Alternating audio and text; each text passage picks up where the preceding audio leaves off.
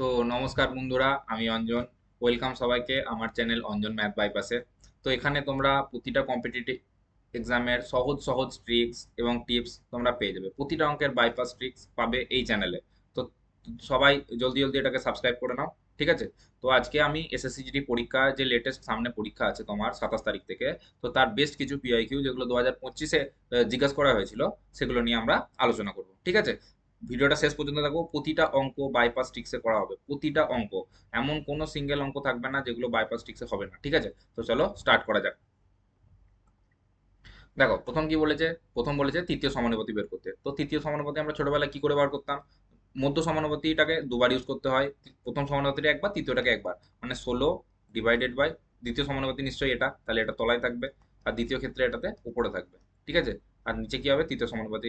আমি ধরে নিচ্ছি এক্স ধরে নিচ্ছি, ঠিক আছে? তোমরা যা খুশি ধরতে পারো। তো এখান থেকে হবে 16×3 = 48। এক্স এর মান কত হবে? এক্স এদিকে চলে যাবে, গুণ করে এখানে চলে আসবে। আর এই 3 এখানে 48 সাথে গুণ হয়ে এখানে চলে যাবে। তো এটাকে 3×48 যদি গুণ করি, তুমি কি পুরোটা করবে? না, পুরোটা করবে না। দেখো প্রতিটার ইউনিট ডিজিট আলাদা, তাহলে আমি সবটা কেন করতে যাবো? আমি শেষের ডিজিটটা শুধু দেখবো। 3×8 = 24, মানে শেষে যাই বেরোক তার অ্যান্সার 4 থাকবে। তো এখানে দেখো কোনটা 4 আছে, এটা 4 আছে। তো এটা অ্যান্সার, ঠিক আছে? চলো নেক্সট কোশ্চেন। এখানে বলে যে যদি সুদের হার একই থাকে তাহলে 2 বছর সরল সুদ যদি 42 টাকা হয়, চক্রবৃদ্ধি 51 টাকা, তাহলে আসল কত? দেখো তোমরা সবাই জানো যে প্রথম বছর চক্রবৃদ্ধি সুদ হোক আর সিম্পল ইন্টারেস্ট হোক আর কম্পাউন্ড ইন্টারেস্ট হোক, মানে চক্রবৃদ্ধি হোক কি সরল সুদ হোক, দুটোই সমান হয়, ঠিক আছে? কিন্তু দ্বিতীয় ক্ষেত্রে উল্টে যায়, পাল্টে যায়। কারণ কি? কারণ কি, চক্রবৃদ্ধি সুদ দ্বিতীয়বারে তোমাকে, তুমি যে ইন্টারেস্টটা পেলে সেটার উপর আবার ইন্টারেস্ট দেয়। তাই তোমার কি হয়, এটা চেঞ্জ হয়ে যায়, চক্রবৃদ্ধি সুদটা একটু বেড়ে যায়। তাহলে তুমি এখানে দেখো ক টাকা বেড়েছে সেটাকে দেখো। দেখো 42 টাকা ছিল প্রথম বছরে, নিশ্চয়ই তাহলে 21 টাকা করে পেয়েছে, ঠিক আছে? সরল সুদের ক্ষেত্রে। আর চক্রবৃদ্ধি সুদের ক্ষেত্রে কি, প্রথম বছর তো 21 টাকাই পাবে, ঠিক আছে? কিন্তু পরের বছর কত টাকা পেয়েছে? 9 টাকা বেশি, 30 টাকা পেয়েছে। 30 আর 21 51, মানে 9 টাকা বেশি পেয়েছে, ঠিক আছে? তাহলে আমি যদি রেটটা কি করে বার করবো? দেখো দ্বিতীয় বছরের রেট কি হয়েছে। দেখো 9 টাকা বেশি পেয়েছে, ক টাকায়? 21 টাকায়, তাহলে 100 টাকায় কত? ঠিক আছে, এটা হলো সিম্পল তোমার রেট বেরিয়ে গেল, ঠিক আছে? এটা রেট বেরিয়ে গেল। এবারে হচ্ছে তোমাকে কি বার করতে বলেছে, এখানে তোমাকে হচ্ছে আসল বার করতে বলেছে। প্রিন্সিপাল কি করে বার করবো? আমরা জানি প্রিন্সিপাল বার করার নিয়ম হচ্ছে 100i × RT, ঠিক আছে? ঠিক আছে, তো 100 সুদ। সুদ কত? সুদ পাচ্ছিলে 21 টাকা করে। তো 21 টাকা ডিভাইডেড বাই আর কত? আর হচ্ছে 900 ডিভাইডেড বাই 21। 21টা এদিকে উপরে চলে যাবে পাল্টে, ঠিক আছে? আর টি সময় ক বছর? 1 বছর, ঠিক আছে? তো এটা যদি তোমরা কাটাকাটি করো, দেখো এখান থেকে এখানে কেটে যাচ্ছে। দেখো নিচে 9 আছে, 9। ওপরে দেখো এখানে একটা 3 আছে, এখানে একটা 3 আছে, মানে 9টা কেটে যাবে। তাহলে পড়ে থাকবে 7 7।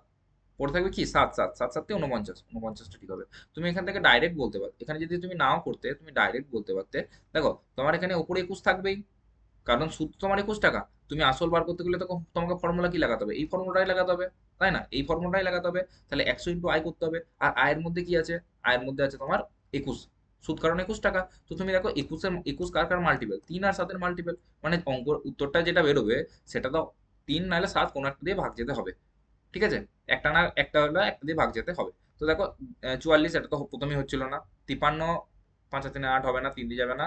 7 9 হবে না, 53 হবে না। তাহলে হয় এটা 7 দিয়ে যাচ্ছে, এটা 7 দিয়ে 3 দিয়ে দুটোই যাচ্ছে, নাহলে 49 টাকা। তাহলে তুমি প্রথমে দেখেই বলতে পারতে যে এই 2 নম্বরটা, 4 নম্বরটা তো হবে না, বাকি যে কোনো একটা হবে।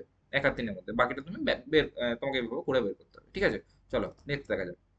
এখানে কি বলেছে? Largest 4 digit number that is exactly divisible by এটা। মানে সবচেয়ে সর্বোচ্চ সংখ্যা বলে। তাহলে আমি যখন সর্বোচ্চ সংখ্যা বলেছি, আমি প্রথমে আগে সর্বোচ্চ সংখ্যাটা দেখে নেবো। প্রথমে দেখবো এটা, ঠিক আছে? কারণ আমাকে যখন সর্বোচ্চ সংখ্যা বলেছে, কারণ আমি প্রথম থেকে কেন দেখতে যাবো? হ্যাঁ কি না? যদি আমাকে সর্বোচ্চ সংখ্যা বলে থাকে তাহলে আমি আগে প্রথমেই সর্বোচ্চ সংখ্যাটা দেখবো, যেটা চেক করবো যাবে কি যাবে না, ঠিক আছে? তুমি এখানে দেখো 9 9 9 আছে, 4টে 9 আছে। তুমি এখানে যদি ভালো করে লক্ষ্য করো, তুমি দেখবে এখানে 40 আছে। 40 আছে মানে 40-এর ভেতরে একটা 10 আছে। 10 আছে। এটা শেষে ইউনিট ডিজিটে শূন্য আছে, নাই। তার মানে এটা যাবে না, এটা হবে না। তারপর থেকে তার ছোট কি? এই দুটোর মধ্যে একটা দেখে নি। এটা দেখো, এটারও সেম 10 নাই। এটা না হলে এটা, এই দুটো হতে পারে, ঠিক আছে? তো এরপরে নেক্সট কি করবো? এরপরে নেক্সট দেখো তুমি 3-এর মাল্টিপল 15 আছে। 15 মানে 5 আর 3-এর মাল্টিপল থাকবে। তোকে এটা মানে এটাও 3 দিয়ে যাবে, এটাও 3 দিয়ে যাবে, তাহলে 3-এর মাল্টিপল দেখে লাভ নেই। দেখো 40, 40-এ 4ও আছে একটা, হ্যাঁ কি না? 40-এ 4 আছে মানে 4 দিয়েও যেতে হবে। 4 দিয়ে দুটোই যাচ্ছে, ঠিক আছে? তারপরে তাহলে কি হলো? 5 সবই আচ্ছা। দেখো এখানে দেখা যাচ্ছে 75। 75 মধ্যে কি কত আছে? 75 মানে কত? 25 আছে। 75 মধ্যে কি আছে? 25 আছে। তাহলে 25-এর মাল্টিপল খুঁজবো। 25-এর মাল্টিপল শেষে দুটো ডিজিট যদি শূন্য থাকে, এটা 25 দিয়ে যাবে, এটা যাবে, এটা যাবে না। তার মানে এটা অ্যান্সার। কারণ এখানে এক্সাক্ট ডিভিজিবল বলেছে, মানে সবগুলো দিয়ে এক্সাক্ট ডিভিজিবল যেতে হবে। তাহলে 75 দিয়ে যদি ডিভিজিবল যেতে হয়, তাহলে তাকে 25 দিয়ে ডিভিজিবল যেতে হবে। শুধু 5 দিয়ে গেলে তো হবে না। পঁচিশ দিয়েও যেতে হবে। তাহলে আমরা দেখলাম এখানে যাচ্ছে না, কারণ কি? কারণ হচ্ছে 25 দিয়ে ডিভিজিবল খেতে গেলে শেষ দুটো ডিজিটকে 25 দিয়ে ভাগ যেতে হবে। এখানে 60 আছে, 60 কি 25 দিয়ে ভাগ দিয়ে যায়? 25 মানে 50, 10 তোমার রিমাইন্ডার চলে আসবে, তাহলে এটা যাবে না। তো অপশন অ্যান্সার, কারেক্ট অ্যান্সার হবে এ। ঠিক আছে, চলো নেক্সট কোশ্চেন। এখানে বলছে গোপাল, অক্ষয়, অতুলের গড় ওজন 46 কেজি। গোপাল, অক্ষয় আর হচ্ছে তোমার অতুল, এদের গড় ওজন কত বলেছে? 46 কেজি। যদি গোপাল অক্ষয়ের আচ্ছা, এটা তো সহজ, তোমরা ছোটবেলা থেকে করেছো। 40 কেজি বলেছে। অক্ষয় আর অতুলের বয়স 45 কেজি বলেছে। অক্ষয় আর অতুলের বয়স কত বলেছে? 45 কেজি। 45 কেজি। তবে অক্ষয়ের ওজন কেজিতে, মানে অক্ষয়ের ওজন বার করতে হবে, এখানে দুবার দিয়েছে। ঠিক আছে, তো এটা সিম্পল একদম। দেখো তোমরা কি করে বার করো? তিনজন আছে, তিনজনের যদি এবারে যদি এটা হয়, তাহলে তোমার টোটাল ওয়েট কত হবে? তাকে 3 দিয়ে গুণ করে দেবো। 46 × 3 যতই হয়। দেখো 40 × 3 120, 6 × 3 18, মানে 158। ঠিক আছে, সরি 138। 138। আর এখানে গোপাল আর তোমার বলেছে অক্ষয়ের, গোপাল আর অক্ষয়ের বলেছে 40 কেজি বলেছে। 40 দুজন আছে, 40 × 80 কেজি। আর এটা বলেছে অতুলের জন্য বলেছে, অক্ষয় আর অতুলের জন্য বলেছে 45, মানে 45 × 2 মানে 90। 90 কেজি। মানে যদি গোপাল, অক্ষয়, আবার অক্ষয়, আবার অতুল, এটা যদি বলি, এদের টোটাল ওজন কত হচ্ছে? 90 আর 80, 170 কেজি। 170 কেজি। যে কি এই গোপাল, অক্ষয় আর অতুল, এদের আলাদা, এদের তিনজনের টোটাল ওজন কত? এদের তিনজনের টোটাল ওজন কত? 138 কেজি। তাহলে আমরা এখানে অক্ষয়টা পড়েছে, অক্ষয় বার করতে পারবো ইজিলি। অক্ষয়ের ওজন বেরিয়ে যাবে 170 মাইনাস 138। ঠিক আছে, তো কত বেরোবে? শেষে 2 থাকবে, 3 আর 4 42। তাহলে এখানে হবে 42 কেজি। ঠিক আছে, সরি এটা 32 কেজি হবে।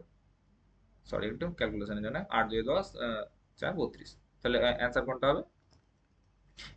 অ্যান্সার হবে 32 কেজি। দেখো এই অঙ্কের ক্ষেত্রে তুমি 32 কেজি তো এটা বার করে, কিন্তু আমি দেখো তোমাকে একদম শর্টে করার একটা কথা বলছি।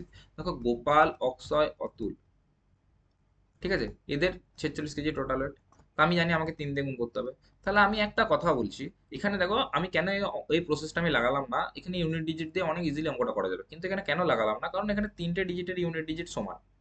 কিন্তু প্রতিটা অঙ্কতে এরকম হবে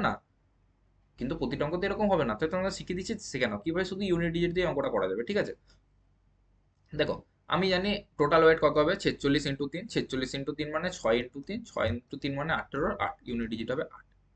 ঠিক আছে, প্রথমে গোপাল আর অক্ষয়ের কত হবে? গোপাল আর অক্ষয়ের কত হবে? গোপাল আর অক্ষয়ের হবে 40 × 2, মানে ইউনিট ডিজিট 40 × 2 80 শূন্য। আর গোপাল আর অতুলের কত হবে? সরি, অক্ষয় আর অতুলের কত হবে? অক্ষয় আর অতুলের কত হবে?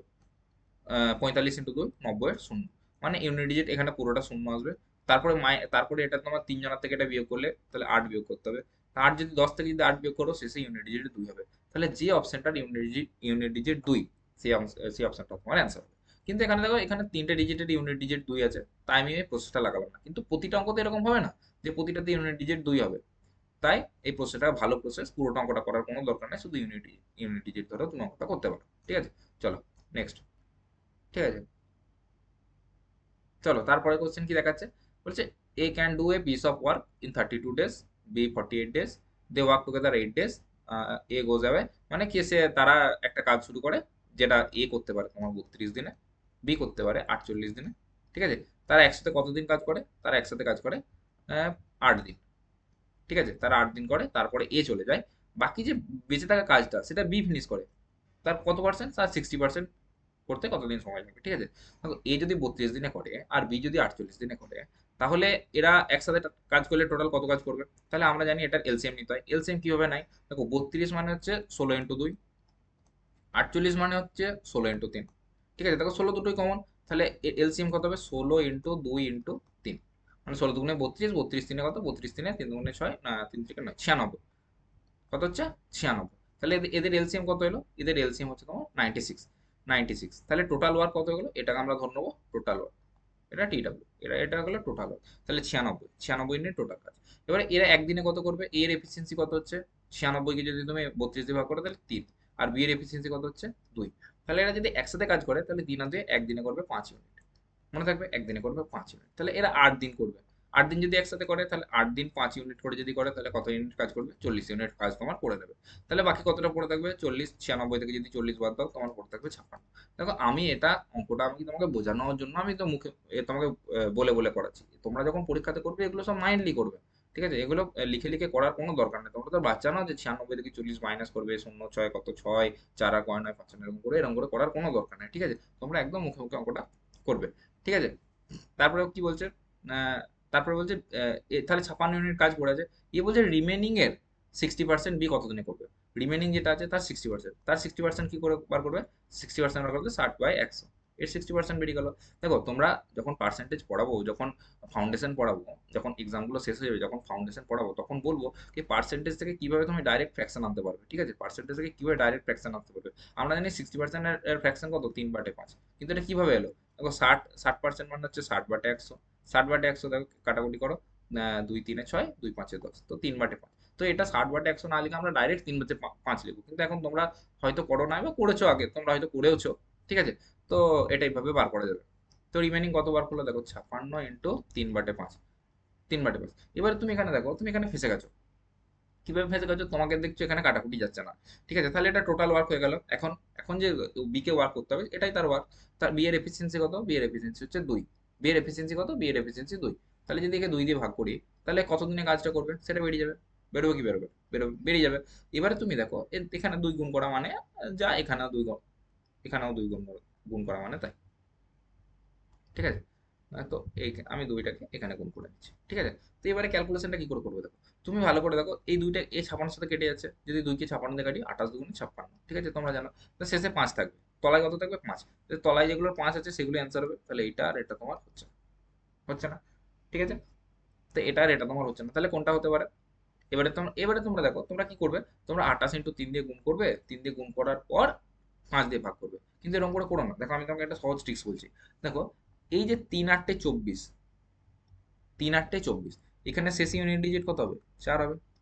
ঠিক আছে, ইউনিট ডিজিট 4 হবে। তুমি এবার এখানে দেখো, তুমি এই ফ্র্যাকশনগুলো যখন সিম্পলিফাই করবে তখন কি করে করো, 5 8 40 আর 2 42, 5 18 90 আর 2 92/5 এটা। আর এটা কত, 5 16 80, 80 আর 4 84/5 এটা। দেখো এটা কিন্তু সহজ ক্যালকুলেশন, তাই তোমরা এখানে ডাইরেক্ট করতে পারলে। কিন্তু এই ক্যালকুলেশনটা যদি বড় হতো, 16 জায়গায় যদি 166 থাকতো, 18 জায়গায় যদি 198 থাকতো, করতে পারতে, মানে করতে তো পারতে, বাট টাফ লাগতো। তো তুমি সেখানে কি করবে, তুমি সেখানে দেখো শুধু ইউনিট ডিজিট গুলো ধরো। দেখো এখানে আছে কত, 5, 5 8 40, 40-এর শূন্য, শূন্যর সঙ্গে যখন 2 যোগ করবে তখন ইউনিট ডিজিট আসবে 2, কিন্তু ইউনিট ডিজিট এটার কত আসবে, 4। তো এটা আমার হবে না। এটা দেখো 5 16, সরি 5 6 30-এর শূন্য আর 4, তাহলে 0 4 অ্যাড করলে শেষে ইউনিট ডিজিট 4 আসছে। তাহলে যেটা 4 থাকবে সেটাই আমার অ্যান্সার। তো এটা হবে অ্যান্সার। ঠিক আছে, চলো নেক্সট। এলসিএম বার করতে বলেছে 28 60 120 আর 135। এখানে তুমি যখনই বলবে এলসিএম বার করতে, তুমি ডাইরেক্ট এভাবে করতে চলে যাও না, 28 60 120 135, তারপর এখান থেকে তুমি নামালে দিয়ে যত দিয়ে আছে করতে না, এগুলো ছোটবেলায় করতে। কি কারণ কি ছিল, ওখানে তোমার অপশন দেওয়া থাকতো না, তোমাকে ডাইরেক্ট অ্যান্সারে যেতে হতো। কিন্তু এখানে দেখো অপশন দেওয়া আছে, তো এখানে যখন অপশন দেওয়া আছে তখন আমি এভাবে কেন করবো। ঠিক আছে, তুমি প্রথমে দেখো এখানে, তোমরা যে দেখো তোমাদের চোখ কি দেখবে, তোমরা বলবে 28 আছে, তো 28 হবে 7-এর মাল্টিপল আর 4-এর মাল্টিপল। তোমরা সঙ্গে সঙ্গে 7-এর মাল্টিপল খুঁজতে যাবে, খুঁজতে যাবে, এত মানে এত হ্যাম্পার হয়ে যাবে, তুমি খোঁজা বন্ধ করে দেবে, বলবে তার থেকে ভালো তো এইভাবেই করে নিলাম। কিন্তু তোমাদের এখানে একটা জিনিস মাথায় ভালো করে দেখো, এখানে 60ও আছে, এখানে 120ও আছে। ঠিক আছে, এখানে কিন্তু একটা করে 10 লুকিয়ে আছে, দেখতে পাচ্ছ কি তোমরা 10টা, 10 লুকিয়ে আছে না। তো 10 দিয়ে যদি ভাগ যেতে হয়, তাহলে ইউনিট ডিজিটটাকে 10 হতে শূন্য হতে হবে, হ্যাঁ কি না। এখানে একটা ইউনিট ডিজিটও শূন্য আছে। এক্সামিনার জানে তোমাকে পুরোটা করাতে দিচ্ছে না, কারণ অনেক কম সময়ের মধ্যে তোমাদেরকে অনেক এফিসিয়েন্ট অঙ্ক করতে হবে, তাই তো। তাহলে তোমাকে এখানে দেখো ভালো করে, এগুলো একটাও হবে না, শুধু এটাই আছে যার ইউনিট ডিজিটে শূন্য আছে, তাহলে এটাই ভাগ দেবে। ঠিক আছে, চলো নেক্সট। কি হচ্ছে, একজন অসাধু দোকানদার, এই ডিসঅনেস্ট যে শপকিপারের অঙ্কগুলো থাকে, এগুলো খুবই ইম্পর্টেন্ট, বারবার আসে পরীক্ষাতে। ঠিক আছে, তুমি এগুলো একদম ইজিলি করতে পারবে। আর জিডিতে বিরাট কিছু টাফ আসে না, তবে টাফ কোশ্চেনও আসে, এমন বলছি না যে টাফ আসে না। এই পেপারটাতে তো হয়তো আসেনি, বা সামনে যখন আরো পেপার পড়াবো তখন দেখতে হবে টাফ কোশ্চেনও আসে। কিন্তু এটা দেখো, এটা এটা কত সহজ কোশ্চেন একটা দিয়েছে। বলছে ক্রয় মূল্যে বিক্রি করার প্রতিশ্রুতি, মানে সে বলছে সে যত টাকায় কিনেছে জিনিসটা, সে তত টাকাতেই বিক্রি করবে। তাহলে তো তার লাভ হওয়ার কথা নয়। কিন্তু সে চালাক আছে, সে কি করছে, সে ওজনটা ভুল ব্যবহার করছে। দেখো কত বলছে, যেটা আছে তার চেয়ে 46% কম দিচ্ছে। মানে কত কম বুঝতে পারছো, মানে যদি 100 কেজি জিনিস থাকে, সে মাত্র দিচ্ছে 46 কেজি, 46 কেজি কম দিচ্ছে। মানে কত দিচ্ছে, 100 - 46, মানে শুধুমাত্র 54 কেজি দিচ্ছে। মানে সে দেখাচ্ছে আমি 100 কেজি দিচ্ছি, কিন্তু সে দিচ্ছে 54 কেজি। মানে সে 100 কেজির টাকা নিচ্ছে, কিন্তু 54 কেজি মাল দিচ্ছে। তাহলে সে কত টাকা প্রফিট করছে, কত কেজি টাকার মালের প্রফিট করছে, 46 টাকা কেজি মালের প্রফিট করছে। এই যে 46 কেজি মাল সে তার কাছে রেখে দিচ্ছে, সে তো সেটাকে পরে বিক্রি করবে, সেখান থেকে তো সে টাকা পাবে। তাহলে 46 কেজি টাকার যে মালটা সেটা তো তার প্রফিট। কত টাকা, কত টাকার মধ্যে প্রফিট, 54 টাকার মধ্যে। 54 কেজির মধ্যে যে প্রফিটটা 46 কেজির প্রফিট, ঠিক আছে, ইন্টু 100। কারণ তোমাকে কি বলতে হবে? শতাংশ, পার্সেন্টেজ বার করতে বলছে। এখানে দেখো আমি আগের অঙ্কতে যেমন বললাম সেরকমই। তুমি কি পুরোটা করতে যাবে? কোনটা করতে যাবে না, করতে যাবে, করতে গেলে পাগল হয়ে যাবে। তুমি এটা কত কত কত দেন, ধরো এই 2 দিয়ে ধরো কেটে দিলে, প্রথমে 2 দিয়ে যাচ্ছে, 2 দিয়ে কেটে দিলে দেখে 23 দুগুণে 46, এবারে কত আছে 27 আছে। তো নিচে যেটা 27 আছে সেটাই অ্যান্সার হবে, দেখো সবগুলোতেই 27 আছে, ঠিক আছে। এবারে তুমি ফেঁসে গেলে। তো কি করবে এবারে, আমি যেমন বলেছিলাম দেখো 23কে যখন 100 দিয়ে গুণ করবে তখন এর ইউনিট ডিজিটটা কত হবে? 2300 হবে, মানে শূন্য হবে। তাহলে এগুলোর যে যেটার ইউনিট ডিজিট শূন্য হবে সেটাই তোমার অ্যান্সার হবে। তোমাকে পুরোটা করার কোনো দরকার নাই, ঠিক আছে। দেখো, দেখো এখানে কি করবে, দেখো এই যে ইউনিট ডিজিট 7, 7-এর সঙ্গে 7-এর গুণ, 7 7 49, 49 থেকে 10 যোগ হয়, 49 আর 10-এ তোমার 59, 9 আসছে, এটা হবে। এটা দেখো, দেখো 7 5-এ 35, 5 40-এর 35, 5 আর এখানে 5 শূন্য, এটা হতে পারে, এটা হতে পারে। বাকি দুটো চেক করা যায়। দেখো 7 4-এ 28, 28 আর 5-এ 33, এটা হবে না। দেখো 7 6 42, 42-এ 38, এটা হবে। তাহলে বেরিয়ে গেল এটা হচ্ছে। এটা যদি তোমরা এরকম করে করতে যেতে, যে 2300 কে যদি তুমি 27 দিয়ে ভাগ করতে যাও, তোমার কত টাইম লাগবে? অনেক সময় লেগে যাবে। তাই জন্য এই ছোট ছোট ট্রিক্সগুলো বা ক্যালকুলেশন কিভাবে ফাস্ট করা যায় এগুলো একটু মাথায় রাখতে হবে তোমাদেরকে, ঠিক আছে। চলো নেক্সট কোয়েশ্চেন। এখানে বলেছে দুটো নাম্বার আছে তাদের রেশিও 4:9, আর মিন প্রপোর্শনাল বলে দিয়েছে 24। মিন প্রপোর্শনাল মানে কিচ্ছু না, মধ্য সমানুপাতি, ঠিক আছে। ইংরেজিতে কত ভয় খাওয়ার কিছু নাই, তোমরা প্র্যাকটিস করো দুটোকে একসাথে পড়ার, ঠিক আছে। এবারে যে positive difference between the two number, মানে দুটোর মধ্যে পার্থক্য বার করতে বলেছে। দেখো প্রথমেই যখন পার্থক্য বার করতে বলেছে, যখন রেশিও দিয়ে দিয়েছে, তাহলে আমি বুঝতে পারছি এই যে রেশিওটা আছে 4:9, ঠিক আছে, এদের মধ্যে যে পার্থক্যটা, ডিফারেন্সটা কত, 5। এটা 5-এর মাল্টিপল হবে, যে অ্যান্সারটা হবে সেটা 5-এর মাল্টিপল হবে, 5-এর মাল্টিপল হবে। তো প্রথমে কোশ্চেন খুঁজবে 5-এর মাল্টিপল, দেখো সবগুলোই আছে। তাহলে আমার এই এটা ফেল হয়ে গেল, ঠিক আছে। তাহলে আমাকে কি করে করতে হবে? দেখো আমি, তোমরা কি করবে, তোমরা একটা এক্স ধরবে, একটা ওয়াই ধরবে, বা বাকি স্যাররা এরকম করে করাবে। তা 4x হবে একটা, একটা হবে 9y হবে, সরি, হ্যাঁ, একটা হবে 4x আর একটা হবে, সরি, দুটো আলাদা কেন ধরবো? আহ, অনুপাত দিয়েছে, তাহলে একটা হবে 4x আর একটা হবে 9x, ঠিক আছে। তো এই বলে যে এর মধ্য সমানুপাতি বলেছে 24, তাহলে যদি 4x ডিভাইডেড বাই 24 সমান হবে তোমার 9x, সরি 24/9x, ঠিক আছে। এখান থেকে কাটাকাটি করবে তোমরা, যে 36x² সমান হবে 24 × 24। এখান থেকে এক্স এর মান বার করবে, এক্স এর মান বেরোবে 24 × 24 ডিভাইডেড বাই 36 সমান হবে 24/6 দেবেন 4, ঠিক আছে। তোমরা এত কিছু পারো, কিন্তু আমি একটা কথা বলবো, যখনই তোমরা রেশিওতে দেখবে 4 আর 9 আছে আর দুটি পূর্ণবর্গ সংখ্যা, এখন এত কিছু করার দরকারই নেই। তখন তোমরা ডাইরেক্ট এটার বর্গমূল বার করে নাও, বর্গমূল এটার হবে 2, এটা হবে 3। তখন এই তারপর এই দুটোকে গুণ করে দাও, 2 3 6। তো এদের বর্গমূলের গুণফল কত হলো? 6, 6 বেরোলো। এবারে মধ্য সমান কত, কত 24, 24 দিয়ে 6 দিয়ে ভাগ করো, কত আসছে 4, 4। তাহলে এদের যে সাধারণ গুণিতকটা এটা হবে 4, ঠিক আছে। আর এই রেশিও দুটোর মধ্যে ডিফারেন্স কত, 5। তো 4 × 5 20, এদের দুটো নাম্বারের মধ্যে পার্থক্য এটাই। কিন্তু এটা তখনই অ্যাপ্লাই হবে যখন 4 আর 9 তোমার যে অনুপাতটা দিয়েছে সেটার বর্গমূল করা সম্ভব। আর এক্সামিনার তোমাকে জানে, ওই জন্যই দিয়েছে। এবার তুমি যদি এইভাবে করতে যাও, এটা ভুল কিছু না, তোমাকে পুরোটা একদম আবার মানে এত বড় করে করতে হবে। কিন্তু তুমি এটা দেখো, এটা মুখে মুখে করতে পারবে, যে 4 থেকে 9, 5 মধ্যে 5-এর ডিফারেন্স, তো যেটা অ্যান্সার বেরোবে সেটার মধ্যে 5-এর একটা গুণিতক তো থাকবে, 5-এর গুণিতক থাকবে, তুমি দেখলে প্রথম সবগুলোতে আছে, ঠিক আছে, তুমি ফেল হয়ে গেলে। নেক্সট কি করবে, 4 আর 9 তোমার বর্গমূল বার করো, 2 আর 3-এর সঙ্গে গুণ করো, গুণ করে সেটা 24 যে মধ্য সমানুপাতি সেটাতে ভাগ করে দাও, তাহলে বেরিয়ে গেল তোমার, আহ, বেরিয়ে গেল তোমার 4। এবারে হচ্ছে 4 বেরিয়ে গেল, এবারে 4 আর 5 তাদের মধ্যে যে ডিফারেন্সটা 5 ছিল সেটা দিয়ে গুণ করে দাও, তোমার অ্যান্সার চলে আসবে, ঠিক আছে। চলো নেক্সট। এখানে বলে যে টু কনসেপ্ট, মানে এই এটা শঙ্কুর অঙ্ক, উচ্চতার অনুপাত দিয়ে দিয়েছে, ব্যাসার্ধের অনুপাত দিয়ে দিয়েছে, তোমাকে কি বার করতে আয়তন। ছোটবেলা থেকে করে আসছো, এই অঙ্কটা মাধ্যমিকেও বারবার আসতো, ঠিক আছে। সূত্র জানো, 1/3 পাই r² r1² h1 is two 1/3 pi r2² h2। 1/3 পায়ের কোনো কাজ নেই, তুমি আগে থেকেই জানো, তুমি এটা চাইলে প্রথম থেকেই বাদ দিতে পারতে, ঠিক আছে। প্রথমটার আর কত, প্রথমটার ব্যাসার্ধ 1, তো 1² 1। তারপর হচ্ছে h1, প্রথমটার h1 কত, হাইট 1 4, তো 4। আর দ্বিতীয়টার কত, 2, 2² 4 ইন্টু হাইট কত 3, ঠিক আছে। 4-এর সঙ্গে 4 কেটে গেল, 1:3। নেক্সট।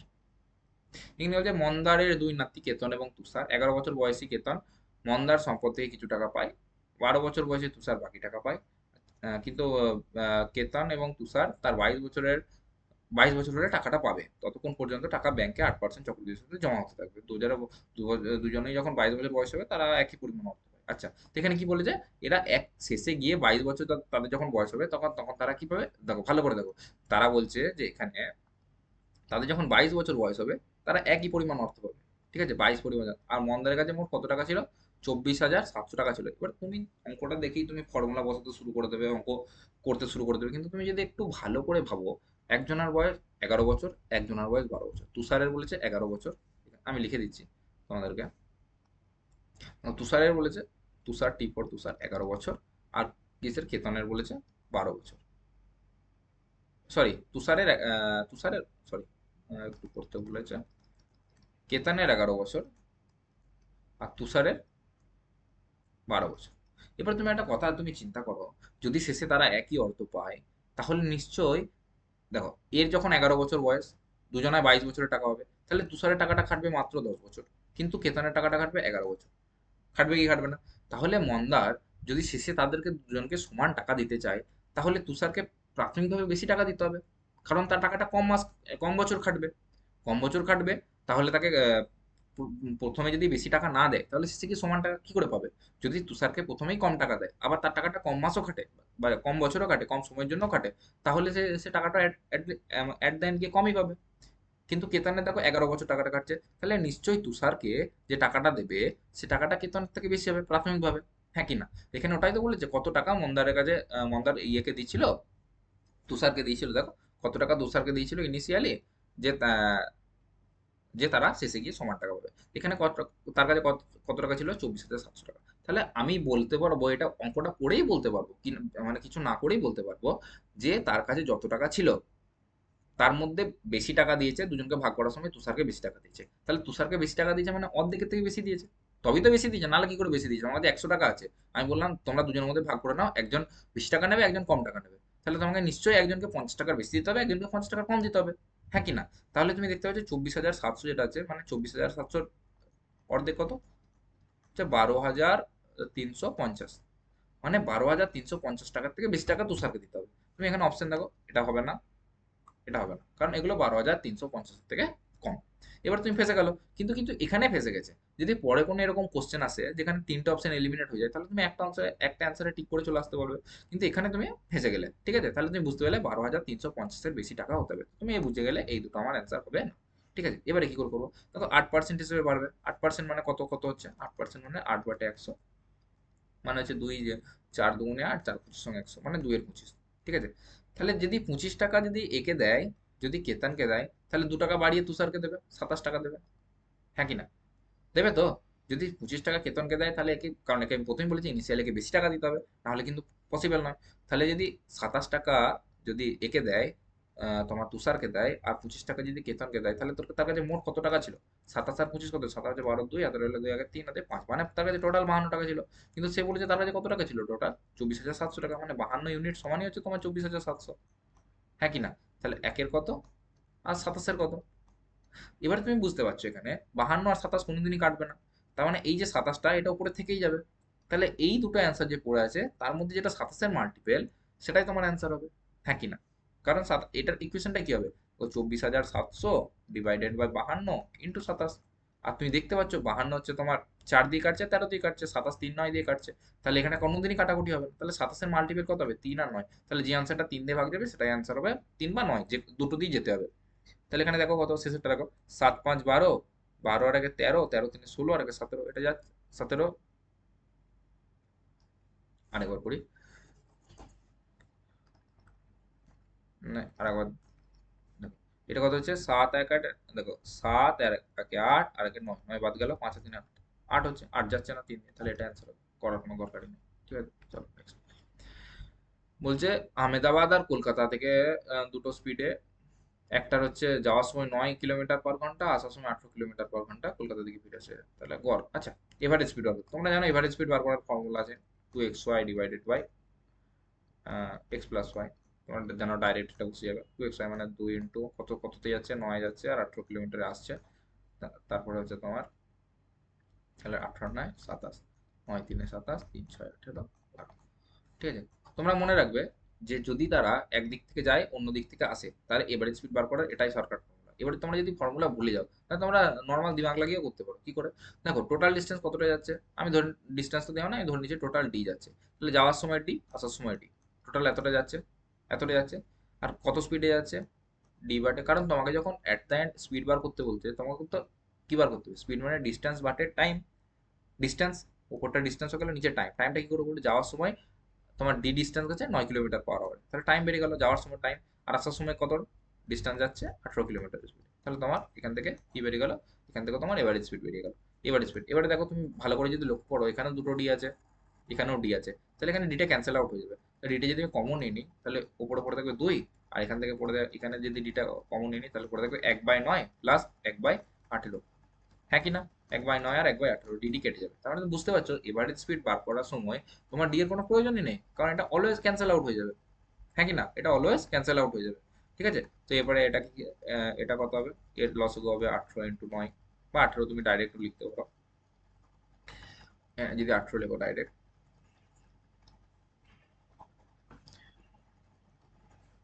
কত হবে?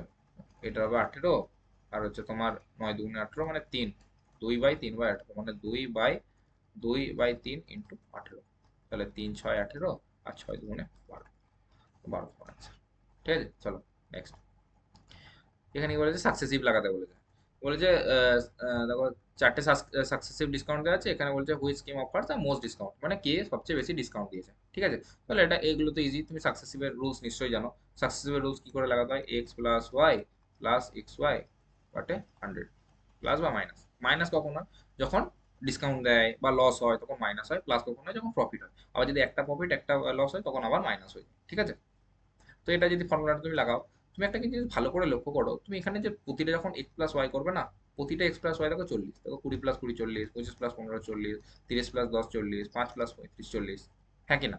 সবগুলো দেখো 40, তাহলে আমার এই প্রতিটার ক্ষেত্রে এক্স প্লাস ওয়াই করার কোনো প্রয়োজনই নাই। আর এখানে যেহেতু ডিসকাউন্ট তো মাইনাস হবে, তো আমি দেখবো যে কোনটা সব থেকে কম মাইনাস হচ্ছে, কারণ যেটা সব থেকে কম মাইনাস হবে সেটা সব থেকে বেশি ডিসকাউন্ট দেবে।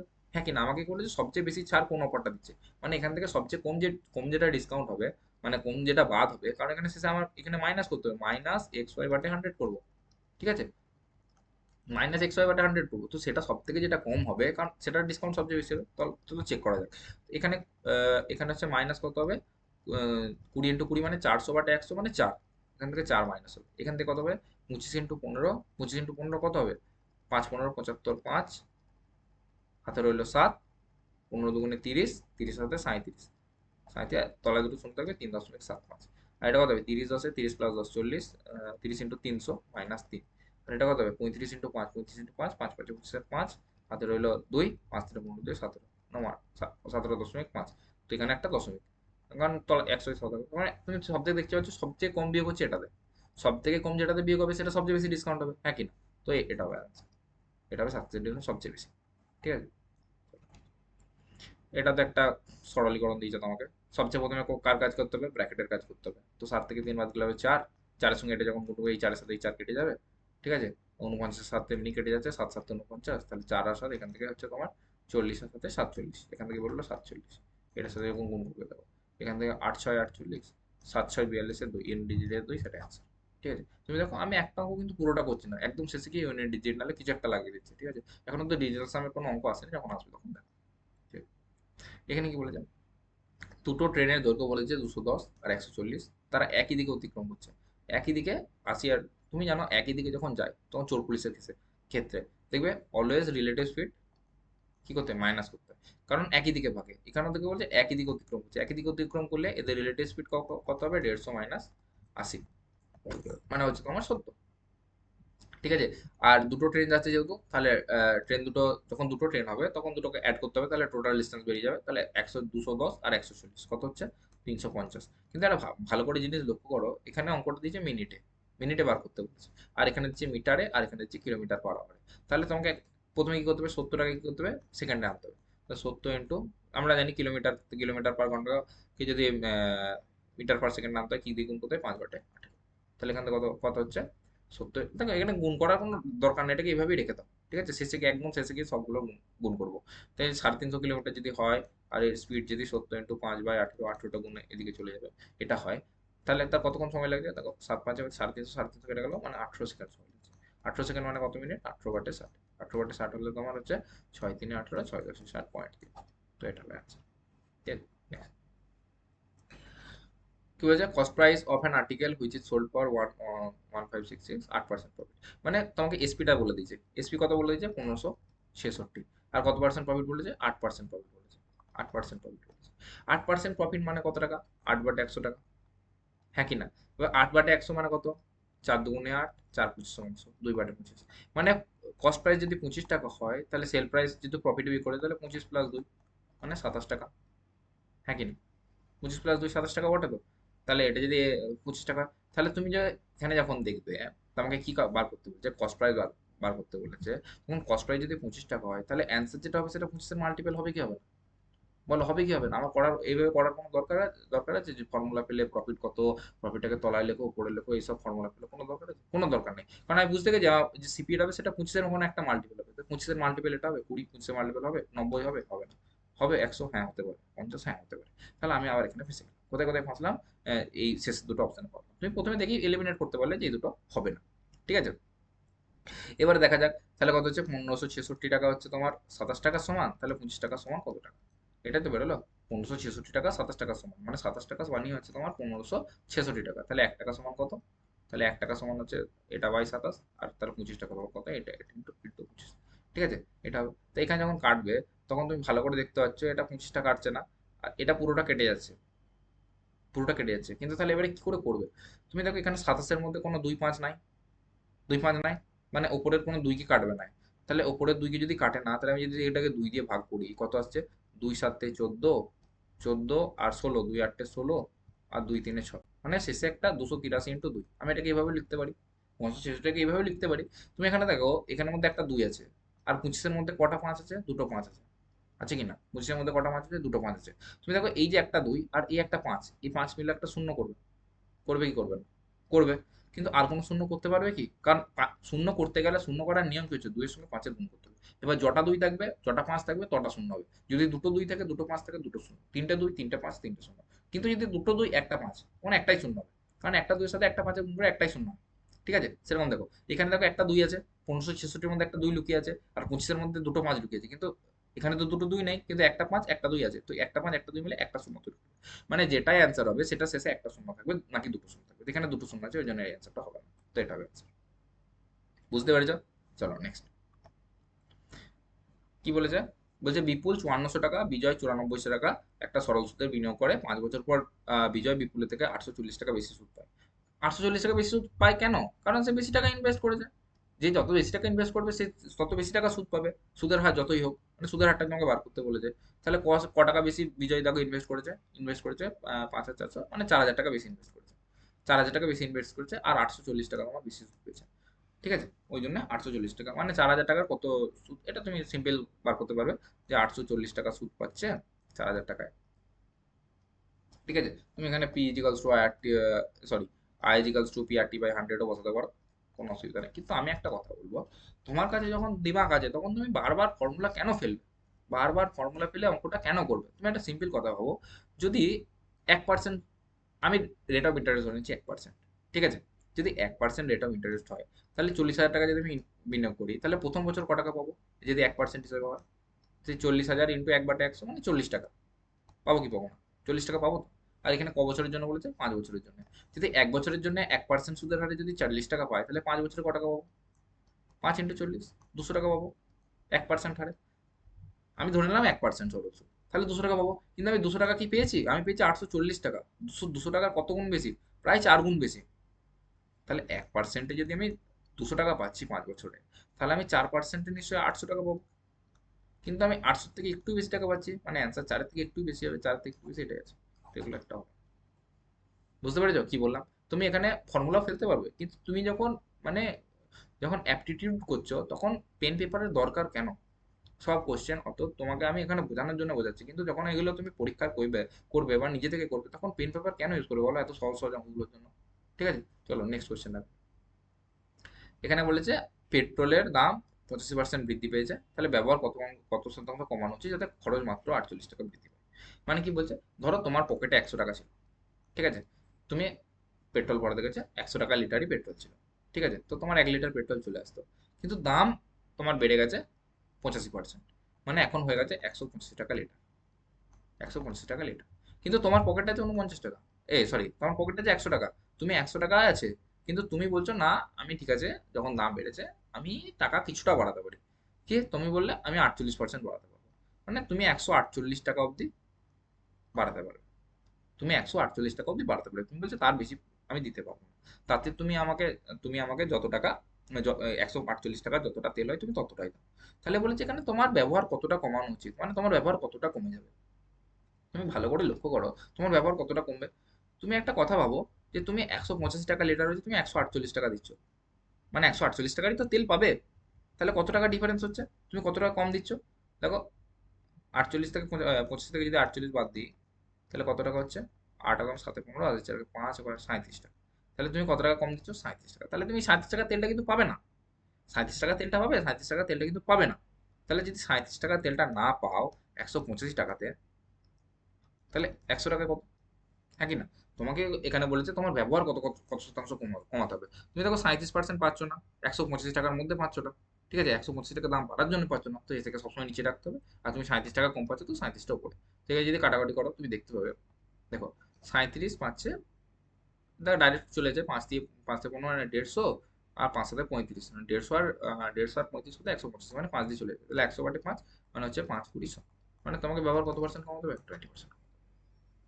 বুঝতে পারলো, এখানে তুমি যদি 100 নাও করতো তাও বেরোতো, কি করে বেরোতো, দেখো 37/185, ঠিক আছে, তুমি সরি 37, এটা 37/185, তো কি হবে এখানে, ডাইরেক্ট 1/5 বেরোচ্ছে তোমার, 1/5 মানে 20%, তোমরা ভালো করে জানো এটা 1/5 মানে 20%, তো 20% আছে। চলো নেক্সট, বলছে একটা নাম্বার প্রথমে ডিক্রিজ হচ্ছে 15%, তারপরে ইনক্রিজ হচ্ছে 20%, যখন এরকম কিছু দেখবে না, তখন কি লাগিয়ে দেবে, সাকসেসিভ লাগিয়ে দেবে, ডাইরেক্ট বেশি ভাবার কিছু দরকার নেই, সাকসেসিভ লাগিয়ে দেবে, প্রথমে 15% কমবে, তারপরে 20% বাড়বে। তাহলে আমি বলেছি যখন বাড়বে বা কমবে বা কমবে বাড়বে তখন কি করতে হবে, এখানে মাইনাস হবে, XY/100, XY/100 মানে হচ্ছে, XY/100 মানে হচ্ছে কত, 15 × 20/X। এবার বলছে the number the number show obtain 78 more the original number, মানে কি বলছে, এইভাবে যে নাম্বারটা প্রাপ্ত হবে সেটা প্রকৃত সংখ্যার থেকে 78 বেশি, ঠিক আছে, তাহলে আমি এখানে কত কত বেশি দেখে নিই আগে, এখান থেকে বেরোচ্ছে দেখি, 15 × 5, ঠিক আছে, আর মাইনাস 300, 300 মাইনাস 100 মানে 3, মানে 2%, মানে অ্যাকচুয়ালি নাম্বারটা 2% বাড়ছে, মানে 15% কমিয়ে তারপর যদি 20% বাড়ায় তাহলে অ্যাকচুয়ালি নাম্বারটা বাড়ছে 2%। এখানে কি বলছে 78 বেশি পেয়েছে, এবার প্রকৃত নাম্বারটা যদি 100%, তাহলে 2% হচ্ছে 78 সমান, তাহলে এক কত, 2, 100, 100তে কত, তাহলে 2 হচ্ছে তোমার 39 × 78, 39 ঠিক আছে, তাহলে প্রাপ্ত নাম্বারটা হবে তোমার 39, ঠিক আছে। চলো নেক্সট, এখানে কি বলেছে, দুটো নাম্বারের HCF বলেছে 11, তাদের যোগফল বলেছে 132, বলছে দুটো নাম্বার 42 থেকে বেশি, তাহলে সংখ্যা দুটোর মধ্যে পার্থক্য কত? তুমি জানো, তুমি জানো যে যদি HCF দেওয়া থাকে, সেই HCFটা তোমার যদি সাম যেটা হবে, মানে যোগফল হোক কি বিয়োগফল হোক, সেটার মাল্টিপল হবে। দেখো 132 11 মাল্টিপল, 11 × 12 132 মাল্টিপল, তো এই যে ডিফারেন্সটা, ডিফারেন্সটা 11 মাল্টিপল হবে, হবে না হবে না, 18 কি 11 মাল্টিপল হবে না, 26 হবে না, হতে পারে 11 আর 22, ঠিক আছে, এই দুটো হতে পারে। এবারে তুমি এখান থেকে কোনটা বার করবে, তুমি একবার দেখো যে এই যে তাহলে কত বেরোলো, এবার আমি ধরো সংখ্যা দুটো, একটা এক্স ধরে নিচ্ছি, একটা ওয়াই ধরে নিচ্ছি, ঠিক আছে, এইচসিএফ যেহেতু 11 হবে, তাহলে একটা সংখ্যা হতে 11x, আর একটা সংখ্যা হবে 11y, হ্যাঁ কি না, 11y, তো টোটালটা হবে 132, আর বলছে তাহলে এক্স প্লাস ওয়াই এর মান কত হবে, 132/11 মানে হচ্ছে 12, এক্স প্লাস ওয়াই এর মান কত হবে, এক্স প্লাস ওয়াই এর মান হবে 12, তাহলে আমি 12টাকে এমন দুটো নাম্বারে ভাঙবো, এমন দুটো মৌলিক নাম্বারে ভাঙবো যেখান থেকে আমি অ্যান্সারটা বার করতে হবে। তাহলে 11 12কে কি করবে, যে 1 আর 11 করা যাবে, 5 5 7 12 করা যাবে, 5 7 12 করা যাবে, আর করা যাবে 3 9, না 3 9 তো হবে না, হবে না, তাহলে 1 হয় 11, তাহলে 5 9 7, এক্স এর মান যদি আমি 1 ধরি, এক্স এর মান যদি 1 ধরি, তাহলে সংখ্যাটা কত হবে, 11 হবে, কিন্তু সংখ্যাটা বলে যে 42 থেকে বেশি, তাহলে এটা হবে না, এটা হবে না, তো এটা হতে পারে, দেখো যদি 5 ধরি, তাহলে এক্স এর মান যদি 5 ধরি, 11 × 5 55, আর 11 × 7 77, ওয়াই এর মান যদি 7 ধরি তো 55 7 হয়ে যাচ্ছে, তাহলে অ্যান্সার হবে 22, এটা হবে, তাহলে কারেক্ট অ্যান্সার কি হলো, কারেক্ট অ্যান্সার হলো 22, ঠিক আছে। চলো নেক্সট, আচ্ছা, তো তোমাদের প্রথম 20টা কোশ্চেন হয়ে গেল। তো ধন্যবাদ সবাইকে ভিডিওটা সম্পূর্ণ শেষ পর্যন্ত দেখার জন্য। তোমরা বলবে তোমাদের ভিডিওটা কেমন লেগেছে, আশা করি খুব ভালো লাগবে, কারণ প্রতিটা জিনিসের আমি ট্রিক্স বলেছি। ঠিক আছে, প্রতিটা জিনিসের বাইপাস ট্রিক্স বলেছি। আমার কাছে আরো অনেক বাইপাস ট্রিক্স আছে যেগুলো আমি পরে পরে দেখাবো, বা যখন ফাউন্ডেশন স্টার্ট করবো তখন দেখিয়ে দেবো। ঠিক আছে, তো সবাইকে জিডি এক্সামের জন্য best of luck. Thank you.